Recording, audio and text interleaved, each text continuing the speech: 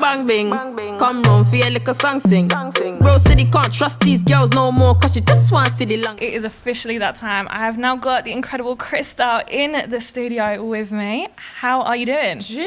Yeah, I'll go on it. I'm alright. My hay fever is killing me. Yeah, you've been seeing me have a little sneeze attack over there. Yeah. It's been peak. I feel like we've got to know each other. Like, I've seen you at your worst now. Now we're ready. A little bit. It's relatable. Well, we've spoke hay fever, but why we are here, one of the key reasons we're here is to talk about your brand new EP, what it's like to be young. Congratulations, first of all. Tell me a bit about it. Give me the overview. If someone listening in hasn't heard it, what kind of things should they expect from this EP? Just like, I would say that it's an overview of like my youth from like the age of like 10 to 20. Okay. I turned 21 this year and I no longer feel like I can say that I'm young. Yeah. Do you get it? No, 21, like, you can. Definitely. No, because I'm officially an adult, like everywhere. Do you get what I'm trying to say? So I can't go nowhere and get like any type of blight or sympathy. If I forget anything, like my card or my ID or anything, I'm getting sent home. Do you get? Obviously, maybe not me, because then like some people might know who I am and stuff. But even so, like in life now, there's no excuses. You have to be on point at all times. Okay. And being young, and like obviously my EP, it's kind of like me talking about having to gear myself up to this point, and it's been stressful. Yeah. Because I've always known, there's gonna hit a point in time where I can't fuff about anymore. Okay. Yeah. So it's just been pressure on myself. And this feels like that time for you, because I'm sure there's so many people listening thinking 21, like the things I do to be 21, I've got so much time ahead of me. Why that age for you? Is it simply just because you're like 21, everywhere you go, is that simply it, or has it always been something in your mind? I have a theory, like this is my philosophy. I like to say this to people. The milestone ages that you reach are the only ages that you can ever be. Right. So it's like, when you hit your first teen age, you're that age until you're 16. So you're 13 until you're 16. Okay. And you're 16 until you're 18. Yeah. And you're 18 until you're 21. Okay. Do you get it? And then you're 21 until you're like 40. 30, 40. Do you get what I'm trying to say? Because like the things that you want to achieve, your goals, everything, like it all changes and it pivots. Like, and you don't, like for me, I gear myself up for it, but then it's a complete shift, like boom, like overnight. Like literally, when I was 20, I was like, like I'm calm, I just want to make music, I'm having fun. Literally 12 o'clock hit and I was like, damn, like, it's time to start writing some ideas man, down. I need to put down a deposit for a yard. And straight away, like being in this generation makes me feel like, like looking back at my parents' generation, they were a lot more forward than us. Like they had their like some of them had like houses, kids, marriages, all of that. And obviously my generation's more focused on like the self. So we got businesses and stuff. Yeah. But it's just like weighing up in terms of comparison what we can define as actual success. And I think that's great to use as a motivator, to think, that's going to be a thing to push you. But I say don't be too harsh, because times were so different and the climates were completely different. Just take how much electricity is. We can't... Hear what I'm saying? £50 was like £6 million back in the day, trust me. But you said once 12 o'clock hit, you were like, right, this is time. I've got to go smash on my goals. What is that looking like for you? What are your big long-term goals that you're working towards? Not only just from, I guess, a music standpoint, but life, career in general. What does that look like for you? What's the bucket list? I still try to keep like track of the goals that I had for myself before music was on the cards. Okay. So like that's why I stayed in uni. I just finished uni. I can say that I'm a graduate. I'm gonna graduate, I think, next month. Wow. Okay. So I finished uni. I still got to get my license. Like just normal things. Yeah. Just, do you get it? That's why I'm just like, when it comes to things that cool, I got a viral TikTok song, but I don't have a mortgage. Do you get what I'm trying to say? It's normal things that you need to like do. Like, like I don't have a rotation for dry cleaning. Okay. Do you get what I'm trying to say? Like, I don't. Priorities. Yeah, like I've got like abnormal stuff that some people like wouldn't have at my age, but like the normality things, like just like, for example, I said I want to go and check my dad on Father's Day tomorrow. Yeah. Do you get what I mean? Like just normal things like that. But I try to keep my Cristale goals separate.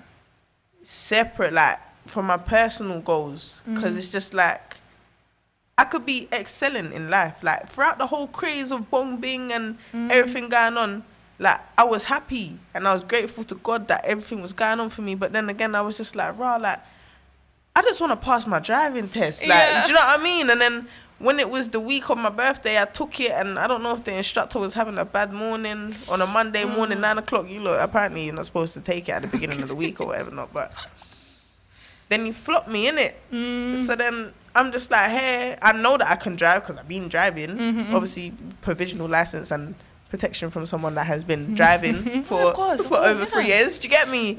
Supervision in the car, but I just want my own. Do you get it? Yeah. My own freedom, my own. Yeah. Oh yeah. So it's the aspect of normality that is hard to maintain. Something you said in the past, you want to be someone in your community that people look up to, and I feel like you have successfully done that, just being at a point in life where you are now. But even what you were saying, you were going, I haven't done normal things that people have done and everything like that. What is your bit of wisdom? What is the thing that you tell yourself so that you don't compare yourself to others, going, this is where they're at in this point, this is what is your mantra to yourself? I've been like this since I've been young, like hence like what it's like to be young. Like I hit a certain level of consciousness when I was 13, when I realised, hold on, life isn't what it looks like. Ignorance stopped being bliss when I was 13. Do you get it? Like being ignorant became like a it was like a sickness. Like I need to look into things more and try and understand things.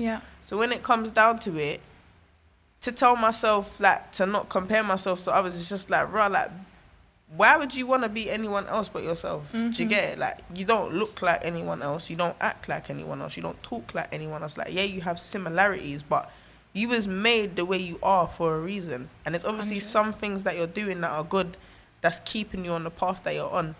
So then, just because someone that's similar to you comes, like, on a similar path and they might be excelling past you or whatever, not like, get me slow and steady. I think that's good wisdom. I think that's something to take away for sure. And you said 13, that is one age that you can pinpoint in yourself was where things started to get to a point where you were getting rid of that sort of childlike innocence. And I guess that's owed to one of your key tracks on the EP, 13 going on 30. There we go. Sounds even better when you say it. But that track all about growing up quickly, I guess. And would you say that's a testament to the environment you were in? You're a South London babe, Brixton girl. Do you think that had an impact on your growth in terms of having to grow up quickly? It definitely did. It's a testament to my area, my environment, and to my mum. Do you get it? Like, she's the one that said it to me. And I was like, and then when she said it to me, I was like, "Raw, mum, did you make up the title for this film? Because I've seen this film now. That's cool, 13 going on 30, and I actually watched it." And I was like, "Raw, like, obviously it's more like a Freaky Friday thing, innit?" But I watched it and I was like, "Raw, like, I watched it when I was older." And then I kind of related to it. Why now? Why was this the time for you to release the EP? I have no control. None of us have any control over the way that things happen in this life. Do you get it? Like, to an extent, obviously, because law of attraction and whatnot and all of them things there. But I just feel like it was the time to come out. I wanted this out from like December. Do you get it? And then wanted it out in like January, and then it just got postponed, and then bombing happened. And it was just like, we can't drop it now. We got to wait a bit. Right.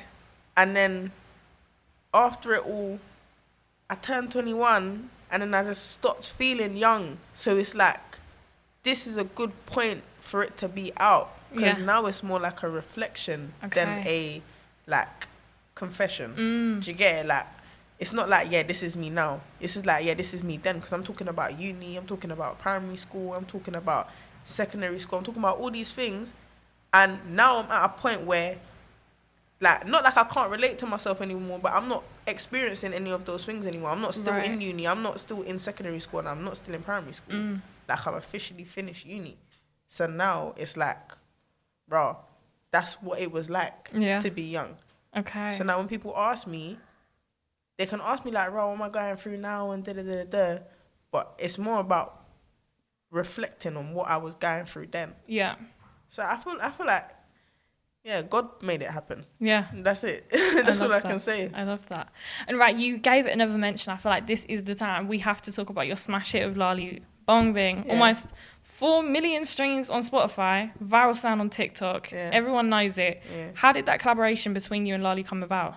Lali's Corey's cousin. Okay. Yeah, so when Corey found out, my cousin's coming over from Jamaica and I said, who's your cousin? He said, Lali. I said, Lali Shatantani. Yeah. And he was like, yeah. And I said, no way. And he said, yeah, like, because obviously when I'm in sixth form, I'm listening to Lali, Shatantani. And when he told me that, I was like, right. He said, yeah, and he want to work. And I said, work with who? And he said, me. And I said, rah, all right. And then obviously connected over Instagram, connected over WhatsApp, sent each other like materials and whatever not, like in terms of like the beat that he was intrigued on using and whatever not. And it wasn't the Bong Bing beat. Okay. Yeah, that was for the other song that we've got. Okay. Yeah, so another song you've got, is that a little okay? It's a little, that's put that a little one over gem. the socials. Yeah. Lali was waiting for me to come back with something. He was like, Chris, what you doing? And I said, wait, give me a minute.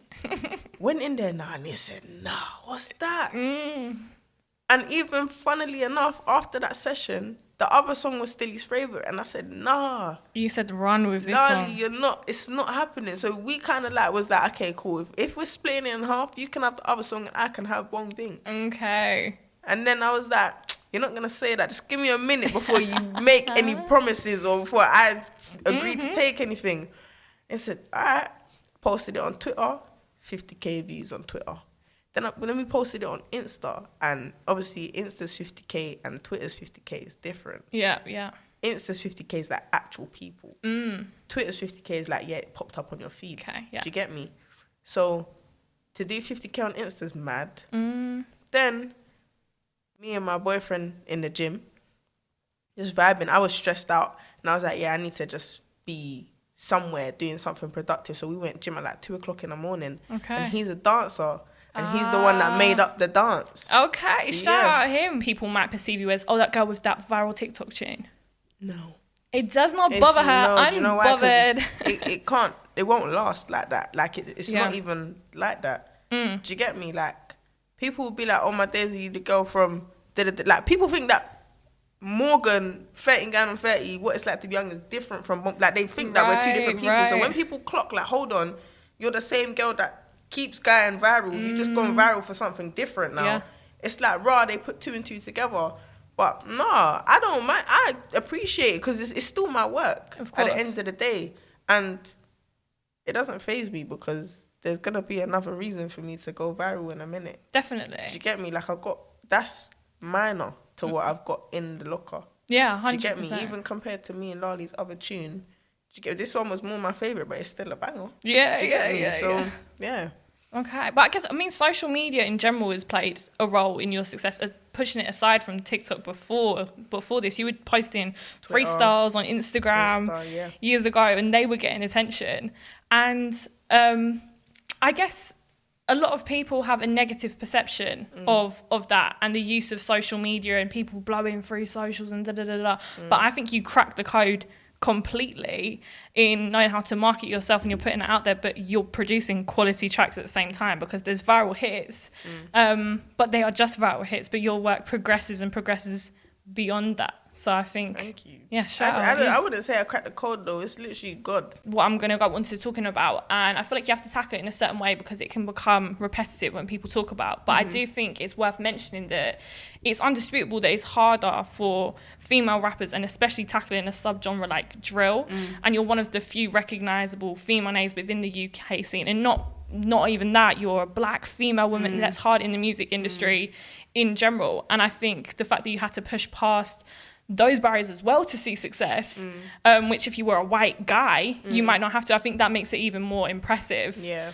But also I saw someone talking about it the other day, and it sparked my interest, talking about women in the rap genre and comparing it to how there's not the same support network as men who get each other on the features, support each other, show love to the music. Are there any other females in the industry that you have as a support network, or you turn to, or have your back, or you give advice and opinions on music?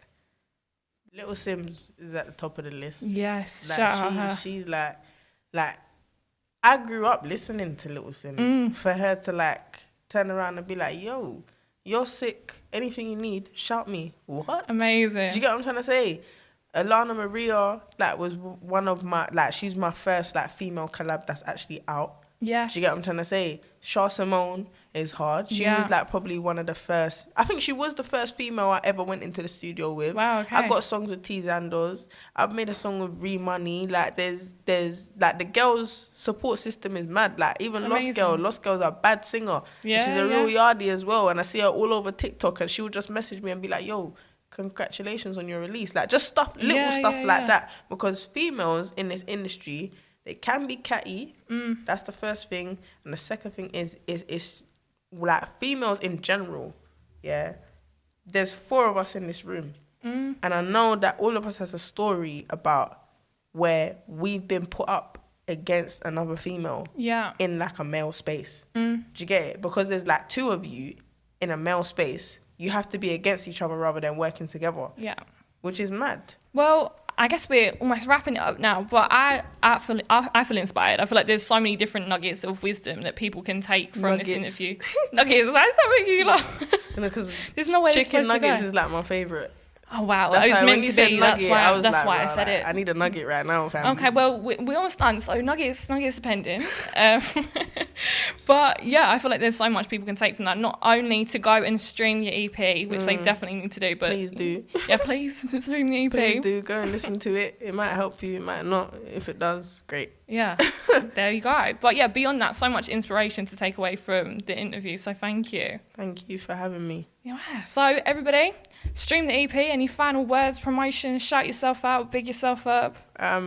My socials is just Cristale on everything. So that's CRISTALEYY. Go stream the EP.